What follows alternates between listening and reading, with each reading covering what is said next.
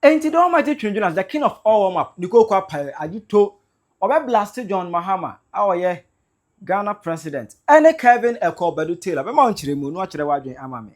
Ewo comment section. How you Penyah block media? May as well say any demo. Or be like his video, not about subscribe button, snap back, click notification, connect latest update. Number Chira Wajin Amame. Ewo comment section. May as well so. No share for any be ashe. He told him say recently teachers for a social media no so dey. Omu ene woso. Niso motie no enye niso kuma o masem nyina ne say November we no akatua eba no ye wo allowances bi a eku for the pencil eku for the buy no de eba ye ana ne nyina be ka o makatua e ma akatua no emu yedu but November we mo no amakatua no eba no alawa no ama bi akatua no nko ene buy ama akoda ne something which is the akwa bibia e wo ho no mo obeje for o esu so na be ka last 2 weeks ana Ato Forson eko PM e wo Ghana parliament and already budget na ema ye 2026 budget already man e ho no obobo na achievement ade say enema o mo atimi achieve ana fedi the next year ba be komu no sika ye bedie no o de to dwa na ho ne ko hunu say 2025 we mu no eye sika o mo twa to ho ana o mo de ye sanitary pad free sanitary pad for girls in school no o mo to supply quantity of 6.6 million pads for the year 2025 pad dodo a mutim supply e 6.6 million but sika na atwa to for pad in the year 2025 no e 300 million Ghana cedis. It is an ODI calculation na who divide 300 million by 6.6 million obenya a figure of 45.4 something 80 randomly no you be find say e 45 Ghana cedis per pad divided 300 divided by 6.6 45.4 Ghana cedis. That's the round figure nearest 10 you say 45 Ghana cedis. Meanwhile Ghana himself pad bia ni ho ane bo eduru 30 cedis kwa Ghana hadamo. The expensive one quite 15 cedis but pad ya turn 15 cedis e wo dwa so no NDC government e to ba ku bia 45 cedis. Ya wasted 300 million Ghana cedis kwa. Ya wasted that sika kwa. Ana be ka 2026 budget within 2025 you no. Ato Forson akobo say pad cry say be che no. 2026 ya sa designate an amount of 292 million Ghana cedis to buy pad for girls in school. Meanwhile, teachers for years can tubuka, nurses years can tubuka. Omo school tifie, omo left from right, omo the way forward. See for majuma, same from no. Ana Twene Jonas in fact we be class John Mahama panye blàst nketua ama konna kotua teacher fo ne ka no mun konko kire nkura na de konna kotua teacher fo ne ka no mun ko hwe ma nkura ne ntwere exams no wagimi dodo adan na wagimi nti wan yi a waba pa wa ntimi ntua teacher fo ka ba wo ska ade ma unkwasi amade toto ka de show off wo ska ade ma obana ni tise bosom so fanye boxing adan no wagimi sa ma dwene ho amentim asem agimi o wo sika ade efunu onkwasiafo a play akohwe o magu o mawu awie mu wo sika mo so afunu ede funu besi kogu play mu ede ba bruchire be hwede aku o mo ba mu nye sika ntua teacher fo ka mu hu se magimi intidi entina magimi me wa NDC fu agimi onfache MPP fu agimi yakofa monso maba monso mo yenkraman nwan muntie teacher fo ka musima jimi nyese scan muni bio scan wo ho enom de kwase abetena ho pad nko a omde be hye nkofo matwem John Mahama Mr Apetwe Mr Odwene omatwe ho Mr Etwebeku Mr John Mahama etwe hene nko a ho pad 292 million nom de akofa pad na hwan ena to abama mu say mumma me supply pad nkohye nkofo matwem because mo ya kronfo pad no 15 cedis o but omukofa ba no mo de abeje Ghana 80 cedis pad no ye den 15 cedis omuba no mo de abeje Ghana fo enti ye taxpayers money na enim senka nyansafo ne to aba mo om diskani bebie 24-hour economy om di besisi factories se be ya mabunu ewie school a manya adwuma ye yenim se omo de taxpayers money ne be ye nyansade nyansade o the supply pad inti John Mahama mu wus ma Jimmy inti wu se we aboa teacher for ko strike 1 year ne untuom ka wa Jimmy inti sa no wan na nkoto abama obi o nurse a untuom ka bobo enso kwasia betena ho epa nurse fo ache o mu nkoto abama mi o na me de me nya tisi akofo ado me ba ya mi betua obi aka so kwasia mpanyi John Mahama asema o ka kire nurse fo no ba ya wo de onye tisi akofo ado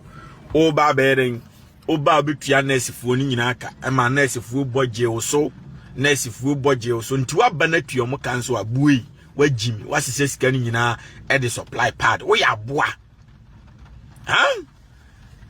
I'm catch you say my music track and so amiti or me powerful beast no me nyuma ma select any area na me coffee special one high quality coffee my mama dear was where Starbucks the most expensive coffee company in the United States.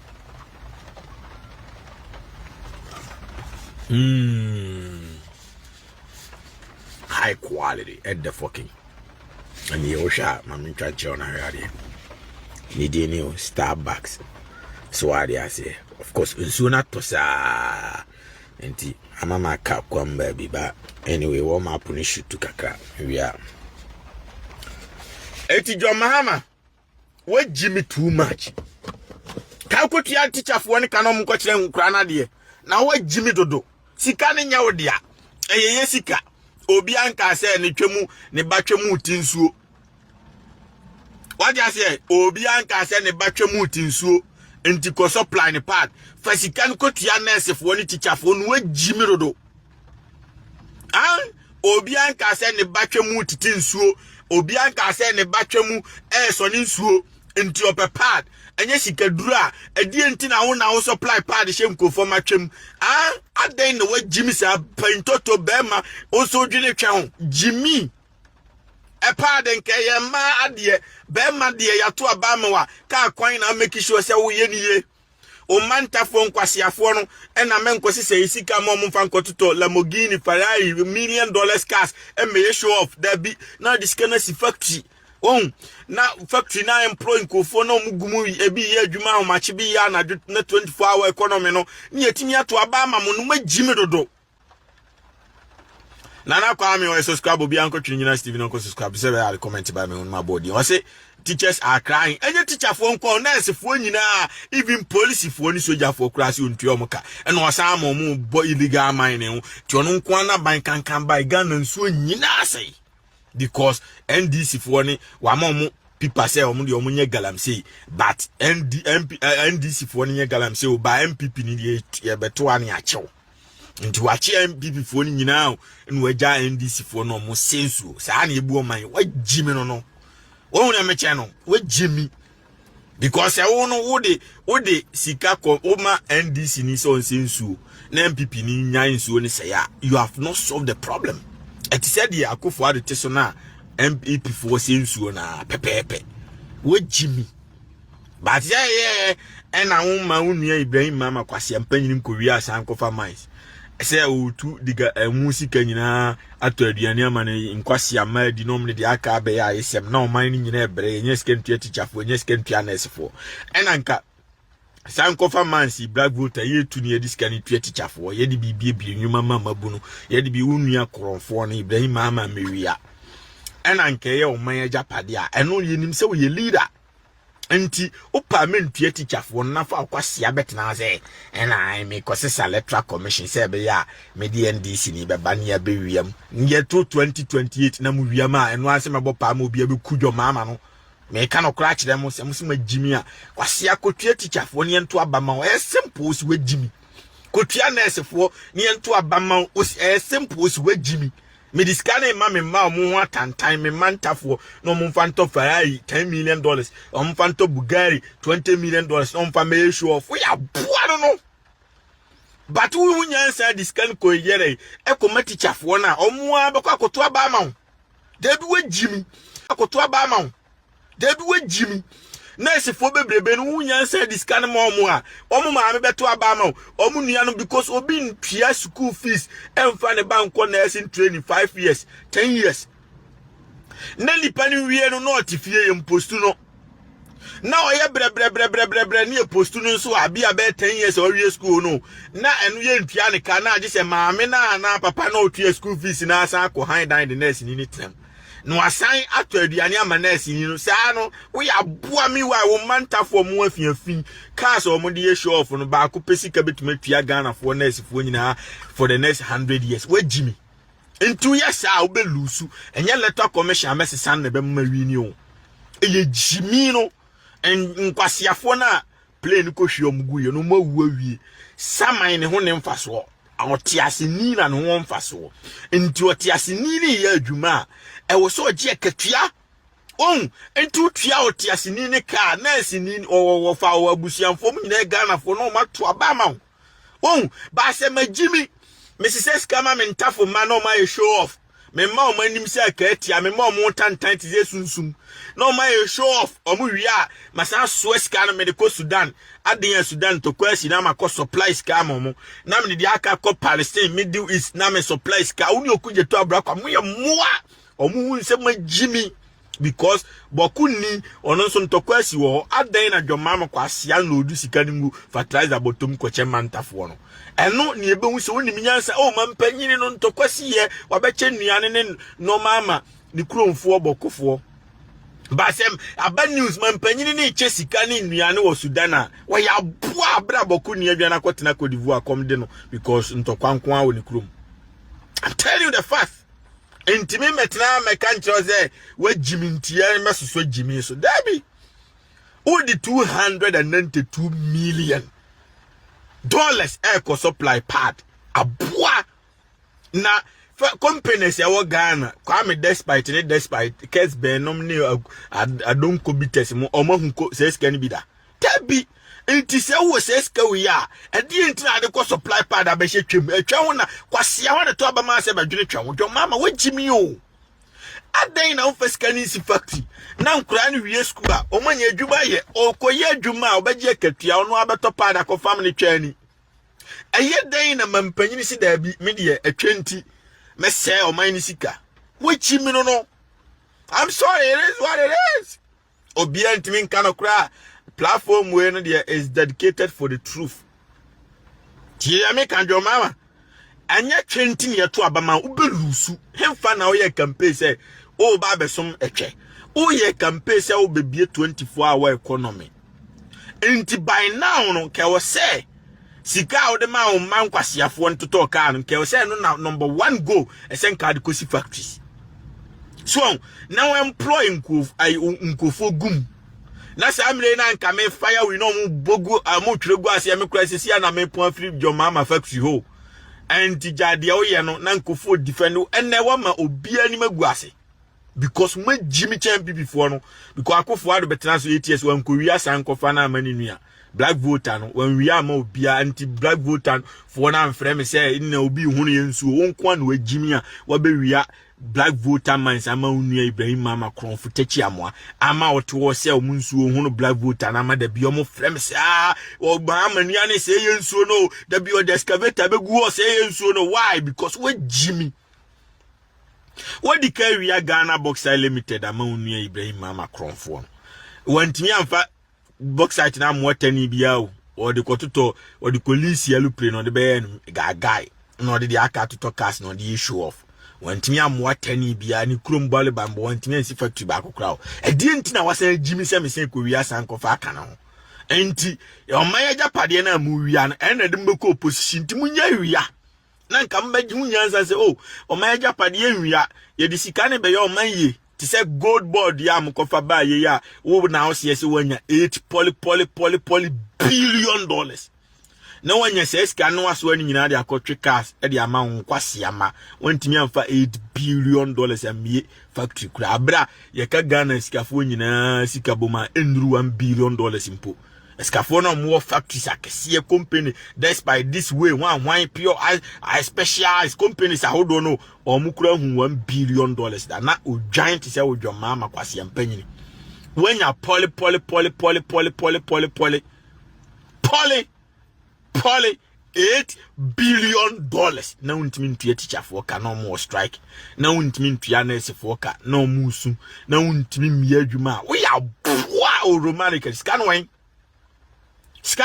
with the purpose of gold board no. See the scan be your man yanka say sami jamfi mo fan to Range Rover SVN autobiography. Now man ta for nkwasi afo mfa binya boxing. No mo fa dia kan to cars make car show off.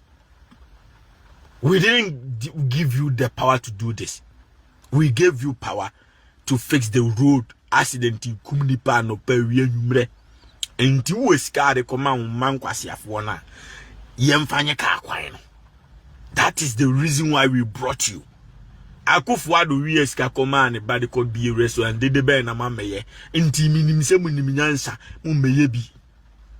What I say, Akufo-Addo wies kama ne ba bi restaurant de da mo ya no petwenwe. Meanwhile o manta fo nkwasiafo ka ba akopɛ a o mato Ferrari ba akopɛ timi bie Akufo-Addo ba restaurant times 20. Nti aden majimi aden na NDC Jimmy MPP Jimmy. Why? Aden ye dia o minor bro. Why? Enti John Mahama Jai Mansa no nye na dwuma uwini ya so wawini odwan. Enti this time no nim se obelusu nti yankwasi sanfa NDC nimra te se de amudi Jimmy asesa NDC for lawyers judges for nkwasiafo akogu ho a odobroni na busuamfo akuda dilumba mu se omo ye criminals mu be chi omo na Jimmy anopa wi anwumre. Nana Kwame was say Mahama is using $1 million to for pad. It's so sad. Well, Jimmy is an entry. Sa what the Jimmy akwasisa NDC for mu wade o mabegu court wo. Na side chick we made. What I say akoku da dilumba onen ayefese baba jama ahihye no maku da dilumba o. O maku papa no ofie ya. Enka police fo be chi nkwasiafo de o makogu president bi. Ne yiri a oye innocent oti abrochire ena omo atwe no court anopa wi anwumre na odobroni mu ama abusuapa ina mu am pese mbo abusuapa ni tuoku no munyae dadi lumba abusuapa ni no odobroni mu ama na aduane ade ayegum aduragum aye ne jimijimi nti onim de oye wo anu nti anyasa nko bia ni wa o wiase a ne dehye awu na o defend outsider side chick made over onwa ne wofa ase ni nua te se dadulumba nua ma dadulumba biological children odi omu maame akogina court defend omu twantro adabe no ware no fa pictures bra meni adansidie o twantro sa o court. Why? Because omatue sika ma NDC for judge for Jimmy for no na o maire o mato papa no na o mama na duradi enti papa no nye nania because obi ani wa nani abusia bi mema matwa music videos me movie director makwa yiase akwa obi obewu wiase bia side chick and the right say ono kra no o control dead body no te said your dobroni mu na kidnap dead lumba funu omo abusianfo na kidnap omo na dead lumba funu omo ho dead lumba abusianfo kra pese omo hu dead lumba wo fa kra pese ohu funu na eno so aye mani hu won ya mecha bi ni wiase wona meche we no omo ana aku dadilumba ti omo mpese obi abe hu funu no ompese omo maaso ahwi ni akosie wona meche omo ana kuku no waja se enu nti ana John Mahama ne aboa ni nti wakofa agimefo no de omaguo e okoto enu nti na amagana fo pa abusapanyi na kunu no nti wo dadi mumma kotofo na magime no mo amudi asem munyina mo ho ban mumma police ngai dem nya so obi bekum free because Ghana mrem no side chick. What I say, ntime mfa obi a waware nko court. Ebi ni wiase. Eye mu nkwan magimi na mososo awudifo we so. Ebi ni wo enti na Ghana fo ne pe makumo no because mo say ye nananom culture. Mo say constitution, mo say bibia. What I say, obema ware a until so be divorce no. Ontime ware oba foforo. Eye sa o wiase ba bia Ghana sa na tie abroche sa na tie ba bia. Daddy lumba aware odobroni nso odobroni abusuani bia nim daddy lumba daddy lumba abusuani bia nim odobroni achese yentro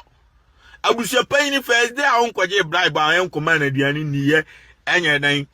enane na dwen no okase onim odobroni o wiase da onde onim yakosi ase wa yentwen wa ne mra saa na daddy lumba nua ma nyina nim se ya wale odoburo ni bia because there be omo ne tefon so anopawi anwumre enso omo nim why because obi anware no Nana Ajiman or say Kevin Taylor is insulting you using for using iPhone 17 pink color. Kevin Taylor and ye what ye where Jimmy is so drying obi aba bruchiri oh nani bremeno no obeso ya ko pay dwuma ye no adani skani ti se me a ene me nya ka che Kevin Taylor boan se nya pink color nkwana me wo all the colors me wo blue we kura na me dey me the chest street we 17 Pro Max 2 terabyte we na me the chest street pink and there what you say by mistake no hold on by mistake and abrofo no e dey pink color blame me was silver any blue what you say anti what you say pink and kura me tell you so that me bedroom ho e man my family me as because the abremia wi ntimi hu de me mfanye ne dawo nti otwan me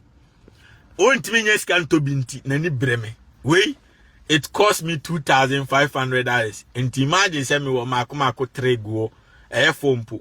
calculate we etimi eje plot wo Ghana otwan me ofui so the copy adwuma en ko rely on John Mahama so na the beyond na da kutwa ntroma mi yo wanim na egu ase wo aboa Nana Ajiman will say he want to be like you. He can never be like me. Me nye kapren fro bia onya John Mahama me na minim so nim nyansa me ka se ento aba man ne ato ama no oba ya wagimi nya na me fire ni ne mi na minim so oba be duru ya obetua na esifu ka on sise sika ne man kwase afo mfa nkototo $1 million ka me minim so oba ya obebie 24-hour economy on sise sika ne nkoma private jet company ti sa Akufo-Addo na on metena private jet mu nko Singapore on metena mu nko ya feze Japan no metena mu nko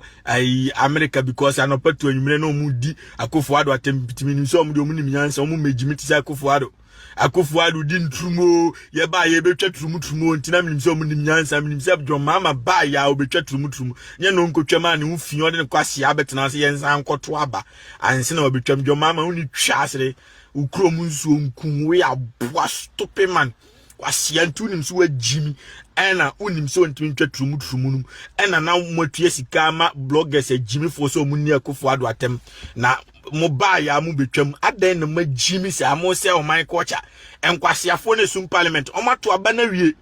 kotwa ade enum usiwa gimi unfi nkwasia o ba bepe yi deal wie nipa no kura no wo begigin Ghana fo sika Ghana constitution si yenkoto aba o parliament ansene ya pass kwasia ya da sori ya na do gimi ametena se obi ekoto petro abegi ne wansiri John Mahama oni twasere wate ade a ye kro no a wo be wie sika gu botom de eno de wamfa nkwa me anto so abawo but de ebe bua Ghana ebe protect Ghana culture ebe se mabunu wadi ase mabunu da achi de aboa yenkoto so aba stupid people osi oje deal via obi anasu mubio unfin se si ya 30 minutes ago Ghana for si omo and ko no because omo battery we aden ya yedum like 3 days in here enso kwasia weje petrol bia ekoto petrol driver ni to petrol bia tua 1 cedi kwasia panyini se John Mahama eno de wutimi wie nipa ba se ade a ebe boaye na waye campaign se wo de ba ya wo ni Sam George kwasia panyini Sam George ani ti se bosom Sam George kwasia Sam George stupid man se mo de trumu mo mpem ba mbetwam no muntwa bron samade we ma muntimi ntwam moa yes anko waste $150 million enkoto aba emma barrel boss emfa electoral commission first can mo munni abra yenye scan pianist abra teacher for strike abra John Mahama woni twasere aden wagimi abra yedi ka to aba na wio nkwase abamba be no no an na esum parliament woni yeto aba no afinyoma akensemo okuja to abra kwa nkwase afo ya ne koto aba no omo se omo mpetrumu enti twama a usi wagimi yensa koto aba John Mahama woni twasere stupid man aboa nche onwe wate Nana Ajiman say Mama want to buy private jet with our with $2.6 billion or to we obewu onyamu ntina or to private jet obewu me kana kra kire no John Mahama to private jet amebo pam obi akuku no momfa video no ma no me na me ka kire no wasi amabu no nya adwuma nye na obetam $2.6 billion akoto private jet wa bodam tenia boa wo hia chen o Ghana ni bi on woni twa ase de wate kwase ya wana ka cho se ye to aba mu ama abetena jetim ka kwanye tutu accident kum nipa no pa wi anwumre oja se mabunu nya adwuma nya nkofo awie school omguo nya adwuma nya. If you have this money, why don't you establish big time company? Ubetimi ayeden ato nsa free Target, McDonald's, all these companies in the United States. Some mumfa branches semna mema mu asase free and amesi factory amamu. Mumfa mu business semna na mu employ Ghanaians mum. And that is what a leader do. Enye leader ni say e wa kwose say esika na hiafo na e wo kire no. O si say esika akoto private jet na esi wona Ghana for come de omwa jimi. Mesi nka mebo pa ma obi akunu me nka nkire no. John Mahama to private jet a obewu mi na mekuno me do nyame obi antimi nka se wa be kasa bia nso be ko because odobroni kwase aba we kura ku Daddy Lumba na ko free na Ghana mpanifo se defend no court fo agimi fo defend no ni ntimi nchi odobroni ni na busuanfo ngum na ko free ameku John Mahama ko free mi do nyame me kana kura kyem ya odobroni kwase aba we eni na busuanfo ahihye ho akoku Lumba ofie na mo sai court say defend na judge fo agimi fo na obi aye nware no sai check Lumba wu wo makunu ofie na nipa o claim so ye Lumba lawyer ono a na sai gina court to defend odobroni eni abusia panyini because majimi na mo so sa ade we so enye lawyer no ne selfish interest yon kan mi no mukun Lumba e be dan na Lumba na wawu no o ye dan o na busuan panyin na busuanfo wo town direct bloodline ni nua akosi abrempoma on na ye family member nti Lumba wu a ono na nka bibia hodu what you say nti ade na side chicker owo fie ho onu mom e na ebe control bibi abra side chicken no Daddy Lumba no afre ni nua no maka kire ze side chicken ekunu e wo landing akwo odobroni mutie me ni kunu wo landing ne mani nyina anye Lumba mawo kwase ya bi wo landing wona nyem omo wona nyem odobroni Daddy Lumba ne biological children ene ye abrochirefo no akosi ase wa ma no ene baako no Canada ni ade odobroni man baako kura anye biological ni ntina abujapan jimi forte wo se yenye die ne bia yenye die omo ane koku no omu ni because of say Daddy Lumba ehun say ne mano enye ne mano odobroni papa odobroni mami odobroni nua omu nyina Lumba ne to aduane mo di omu ti Lumba fie omu ne control Lumba TV enti da Lumba hu say enkra ne nye ne ma o pamamo no ene ma omu koku na adwo no e ofie omu ane koku Lumba enti na omu di funu na sie no ya sa nko bi di hia wu a e de enti na wo di funu ni dwane Daddy Lumba ofa isi wa pa chewa amuma mi amede hia wu mim na me nua ba direct abusia panyino ya busia no hands Lumba mo onye direct family o ya busia no hands but direct family for no omu hu funu ne da oma pa chewa amuma ye hu ye nua ne funu musibue nya Ghana na John Mahama ajim no asesa mmoa ene akromfo abegu court wa enka legend siewu kesi ye hwehwemu yama busuanfo no kogina ho no mo ye hwehwemu na sai chick say makum de hye no masakwa ye miami optosi adi ase na enkasi asem enya John Mahama na ya boa kasa mi odobroni the prison ya brochi anko the prison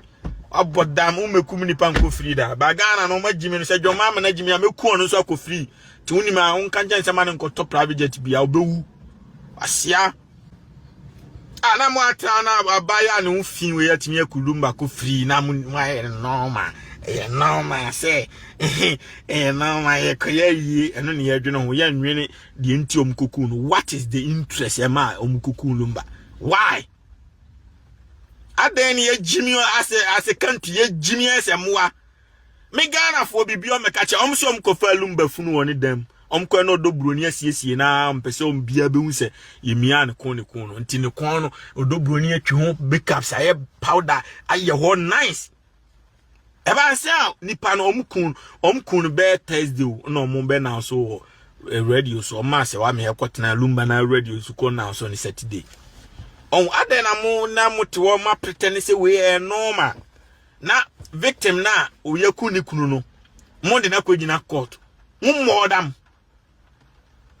say I made no ofi ono abra me Daddy Lumba omo ne omo ye adwuma nyina me movie kura Lumba betwa bi oba bia ye bisan say odobroni ane dia o se ni made ne yere ni akosi asewa wa abrochi Ghana ni bia nim from ne nwuma wa ye we la to nyina owu ama obi aremfi akosi asewa da no abre from 80s no mne maami abrewa ya bra lumba te Ghana nyina abrewa na sani niska lumba fi a wasi bia abrewa na sani niska fra bruche ba na lumba ye ne sopi Ghana fo bebre wo a omo yere nom e wa bruche na omo sani omo sika na omo te Ghana sisi dan ana omo kunu wa bruche na omo sani sika e di mane de te Ghana na odi sisi dan enti se BBC na the organ na wu a eye den na outside the bia ono no obi a wa busua no bia ntimi provide evidence say that say na ne ware odobroni na me na gina ho abra odobroni no ya na ye de ne koma ayi daddy luma so onye medo ba kosia se wa na e ware 90s ye wa adansefo a mu gina ho adansini no eye wan oya kosia brempoma Faustina Fosu omu na ye daddy luma ni a Machem said there is no marriage when a marriage, a union between man and woman who have gone through procedures recognized by the society to become husband and wife. What is the society? Society means mema busianfo di machi, obana busianfo di nachi, niye nyinaya tenase. Na ya eden ya jiawale, that is what we call marriage. Into where is a marriage whereby one family does not recognize on kaida kula unhu say ya shia say ya obi ho ade no e say bia oba na busuani bia hu say ya be me ba ho ade ana ma busuani ho ade ana be man abusuani hu say ya we ho ade there's no marriage musima jimi ntie bribe ne o makoye photoshop atulumba ti de akosi ayi oba bi ti so ne ye de ayi odobroni ti akosi ayi obi so ti so ne ye de abegina court na ni nyina because judge for mu akronfo ne asese o magugo ti judge no hwe na obi ankuo me ka na kra kire e Ghana fo ahi because mo se o man no ti ya me cha no enti enu ana yesi obi so o mo pese o mo bu abusia panyin tuo no e na me ka kire o mo mo nku abusia panyin no odobroni ne maame na ese mo pa mo bo mo tuo ko mo o mo na kulumba no abusia panyin no oni mo hwe ono to no ma to no na o mo control se remote no mama no enuru adi waja se ono onka won ya abusia ya mo kokunlumba ne odobroni nuanom a mo control DLFM no o mo ne kokunlumba oni fie o ene odobroni abusianfo ena abusia panyin nka ho timukuna amukunu kwa ono ne de jimi no maye no ntimu po obi akuna de okunlumba ne odobroni abusianfo aja se ekosi abempoma se abaya iku minuan ma oda bi ofre me fo susu wantimi anka njem minua na wuda won te sembeti o social media and I'm friends say na wono nti ofre me su da bia no se minua na ye se me pese me dwaneja lumba no na se wakunda dada na won timi hunyansa nka njem se minua no makunu ho wo ofre me se memra na wo de wo kɔ no enti no wakumi nua no na wo dada me se wo mefre bi afa phone ma na wo se onye phone no sa na wo boa wakunda dada enti Thursday ni nyina na lumba no won ni nua ba no oni odobroni te phone so because na sha temo makuna wie hu style sin ka asem ne nche maame no nya sa anya hu na makum ni pana obi enasu wawu na kira def kura ofie ana monde ba social media betwa ntro se ko hospital no yare no ko wie enti hwan pa na wo wi ase a me ne me kunuti ana me ne me boyfriend krati ana me ne me master krati ofie na me meda no akọ hospital na ne ho mfa no akọ a adan na ni nua ba afre me da bia me ntimi mo na ma ne se boss call hospital no se ne ho mfa no wawu ana ai mikunu ana me boyfriend call hospital wawu me ntimi kan kire ni nua ba da bi ma ntimi anka on to se Saturday news ne ko na abusianfo ni bi wo Ghana frɛ akosi abrempoma e ka kire no se ma me mfra ai abaya no ofra abaya na obisa na se die na lumba wu na omo mama ne ai no hu sta won sin ka kire no we Jimmy na we nyina amanya kotofo mmoa no mu defend and be na obi mpa judge ni obi mpa abusia panyin ni nkuno enti muguo no a mo soso Jimmy we so no obi ku judge na mo am Jimmy o because nya bibia na bribe ji o lumba no onye 1 2 3 family member bia o oye oman ni nyina de hye enti se mote koto na nkofo de tuo tretemo a munim amfa police mu betra wa Jimmy wo koto a mufa police metwa mu nhia because the amu ya na Jimmy na mu Jimmy mo say oman no side chick has no power Se odi obi yere ana obi enua ma be kwa kogu court. So oni omo kotwe manson. A side chick has no power. I'm telling you the fact. I'm a genius and one. My child, you fretcher, a year, see a child in this form way. Me kwa yena mi kocha side chick biano. Yeah, abusiamfoni yeah man invite. Da yeah yempo no oba. Nya side chick na ma date mfanko ye obi ayi. Te said that lumba odobro nisi on the seas ye no mu disoyo. That be it doesn't happen like that. Aya kosia brempoma. Any for seeing a fosu. Any daddy lumba man or move free Germany buying or money tenase. No mama date near the akoto busia penny.